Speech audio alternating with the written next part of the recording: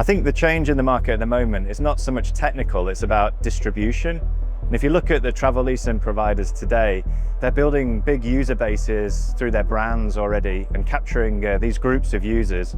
And they're creating a daily or a weekly engagement directly with those users.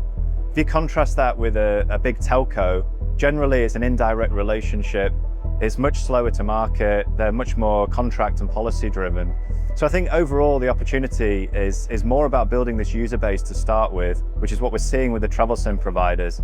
And once you've got that user base, building policy, control, governance on top of it, and then accessing the enterprise value chain after that. eSIM has transformed the roaming market altogether, first of all, and this traditional telcos cannot ignore. It is impacting their roaming revenue. They have to adjust their roaming fares, and a lot of them have actually developed eSIM travel offers and are entering this market. I'm thinking about Orange, Vodafone, Telefonica. And they're actually entering a very crowded market with the eSIM travel specialists, plenty of companies of all kinds and of all sizes. You also have the mobile virtual network enablers, the MVNEs, that have developed some offers that enable non-telco providers, banks, airlines, to in turn also propose eSIM travel packages. So it's a very competitive market with plenty of players, non-negligible or significant acquisition costs, and all players absolutely have to differentiate and differentiate beyond price. Travel eSIM is not a hype anymore. It's happening. We need to think about digital transformation. So companies manage to enter in this market. So I think we're past the experimentation phase, the initial phase of eSIM deployment. We see most flagships today have incorporated eSIM. And where we're now standing is kind of in the preparatory or the beginning of mass deployment. We see like China implementing eSIM enablement and allowing for that. And that's going to see like a shift of enablement into the mid to low tier Android phones. And that's going to kind of trigger the next big growth cycle and mass enablement.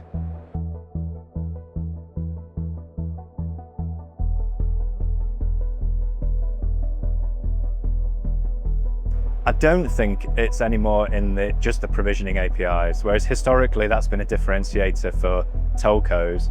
Generally, everyone has provisioning APIs these days. In my opinion, it's more about the user experience. So where does the user experience live for the end user? And how tightly linked is the connectivity to the user's identity? These things are really important for enterprise products. And I think once you crack that, you have enterprise product under a user experience that's controlled, you can start to scale that out and add more users and add more traditional network features like policy control, rating and billing and so on top of that. Well, all matter. You don't bake a good cake without all the ingredients. But that said, once you have a solid offer and good operations, really the differentiation is on the user experience. And in particular, the user experience must be personalized, i.e., it must be tailored to a specific vertical segment, to a specific group of people, to the place where it's triggered. You don't address the same way a group of students or business travelers or retired people that are traveling. And the objective of an excellent and personalized user experience is that the customer will come back in his next travel, thus increasing your user base and decreasing your acquisition cost. And then technically speaking, the challenge to do this is to have a solution that is highly customizable and that allows you to bring to the market very quickly new customer experiences. From my perspective, there are two items we need to take in consideration. So the first one, it's network selection. So the eSIM onboarding, it's quite well managed by the eSIM players in the market. But the point is, as an end user, when you are landing in the country, you want to have the best connectivity ever. So what companies are doing now using AI, it's the AI network selection to make sure they can offer the best solution in the market in terms of speed, in terms of the connectivity, and making sure they are offering the best price.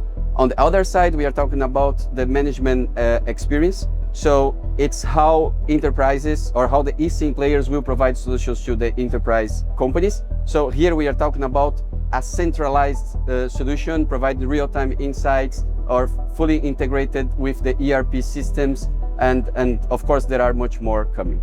When we started out on a travel eSIM, it was all about just being able to deliver an eSIM to the customer that's working. I think we've gone way beyond that. Today, I think the competitive advantage is in being able to manage all the different layers, all down to the mobile core, all the way down to the front end of the app and the web and so forth, and being able to reiterate quickly between those different layers, to be able to reiterate pricing, reiterate breakout points for lower latencies as the customers now require more of a domestic usage, a kind of domestic utilization pattern than they did before. And I think that's kind of what we're doing at Telna, where we have that full stack and we are quickly reiterating on all those different levels with our customers directly.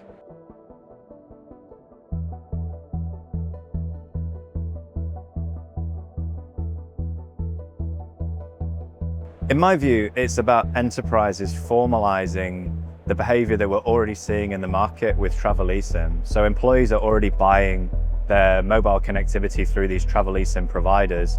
And I think the next phase is enterprises putting a control wrap around that. So being in control of billing and distribution and user experience of that service. In my opinion, that's the big growth opportunity that we're going to see over the next 12 to 24 months. Yeah, historically, business travelers have been less adopting travel eSIM, probably a bit more inertia in a big company than in a household. And today, I believe it's a very interesting segment in the sense that it's less explored than B2C. You have frequent travelers that have high-end phones, i.e.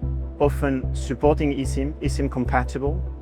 And also you have the scale effect. So with one good deal with a travel agency, you can then target several companies, each in turn having several travelers, and you really have a great reach with one deal.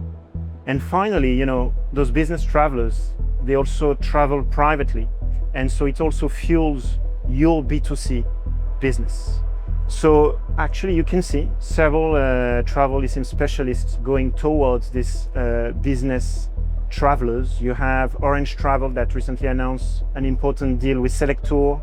You have specific offers from Olafly, from Geek Sky, from Simigo. Here again, and as mentioned before, you know, differentiation will be on the user experience that has to be excellent and personalized. That's a $1 million question. I do see two trends. So the first one is on the enterprise side. As I had said before, we are talking about seamless experience. So enablers that can allow enterprise to integrate easily will win the race. On the other side, we see the SMB market booming. One important fact is in the past, the resellers, the roaming resellers, they were not providing a good solution for the SMB. And as we might know, there are millions of these companies around the world, and who provide this kind of solutions and serve these companies really well will win the race. But we see a lot of growth coming potentially out of China, Asia with the eSIM enablement, and also in general with areas of mid to lower tier Android phones on, let's say, on a generic basis scaling up. But we see specifically growth in the enterprise segment, which then requires more complex policy management. For example, at Telna, where we deployed a DPI that allows that kind of control and limitation on sites potentially, and regions and zone management, and let's say billing group management that might be required of the enterprise in turn.